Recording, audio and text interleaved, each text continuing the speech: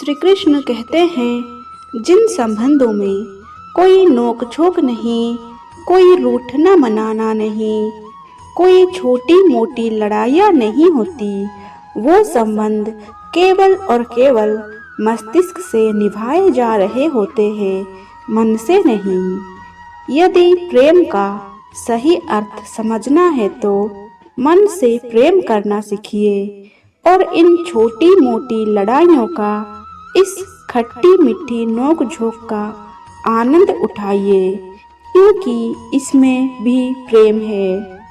श्री कृष्ण कहते हैं कि मनुष्य की ऊर्जा उसके भीतर से उत्पन्न होती है और नकारात्मकता रूप राख का निर्माण भी मनुष्य के भीतर से ही उत्पन्न होता है।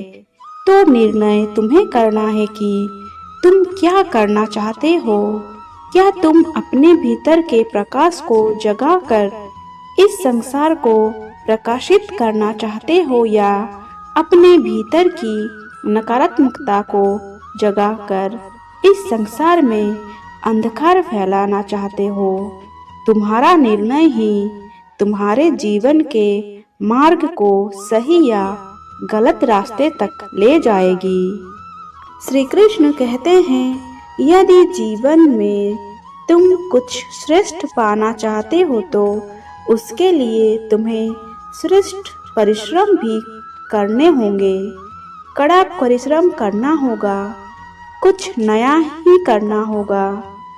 इस बात को ऐसे समझ लो कि अब यदि किसी गाय से तुम पौष्टिक दूध की अपेक्षाएं रखते हो तो तुम्हें ये ध्यान रखना होगा कि उसका आहार भी पौष्टिक होना चाहिए, क्योंकि बिना पौष्टिक आहार के गाय पौष्टिक दूध कभी नहीं दे पाएगी।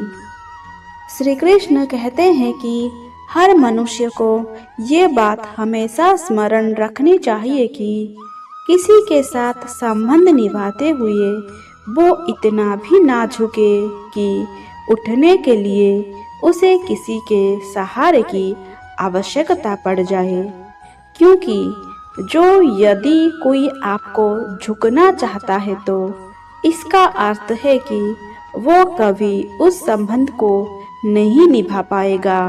संबंध उसी के साथ जोड़िए जो आपको सम्मान माने, आपके सम्मान दे, क्योंकि सम्मान से ही संबंध पनपेगा और बढ़ेगा।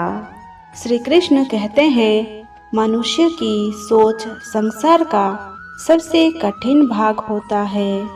कब क्या होने के बाद मनुष्य का मन क्या सोच बैठेगा, ये कहना असंभव है, और यही सोच कई बार हमारे मन में ही हीन की भावना ले आती है, क्योंकि हम सदा अपने ऊपर की श्रेणियों के व्यक्तियों को देखते हैं, उनके जीवन का गलत विश्लेषण करते हैं और फिर स्वयं को हीन समझ लेते हैं।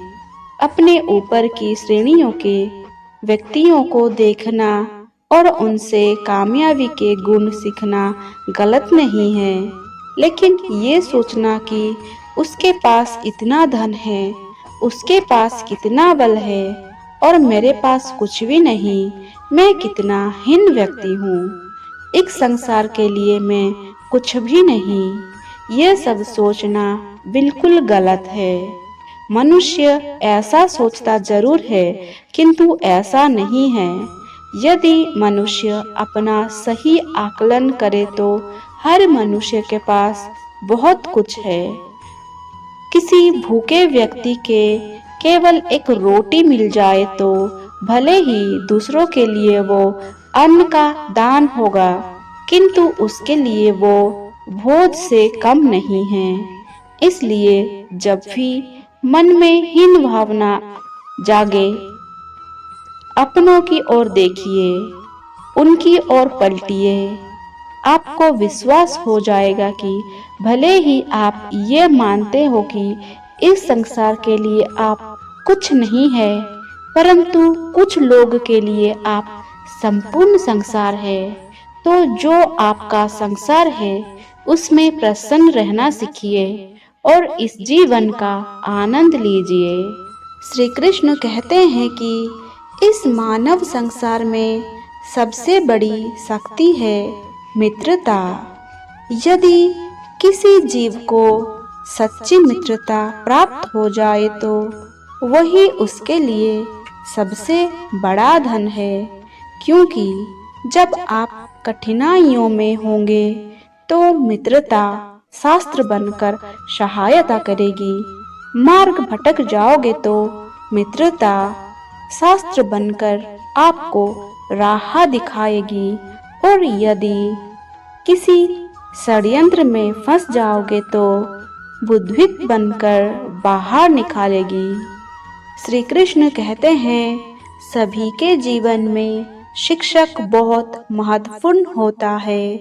एक शिक्षक वो होता है जो दूसरों को जीवन जीने का आवश्यक कला सिखाता है, जीवन जीना सिखाता है, और इस संसार से जाने के बाद भी नाम कैसे रह पाएगा ये बताता है।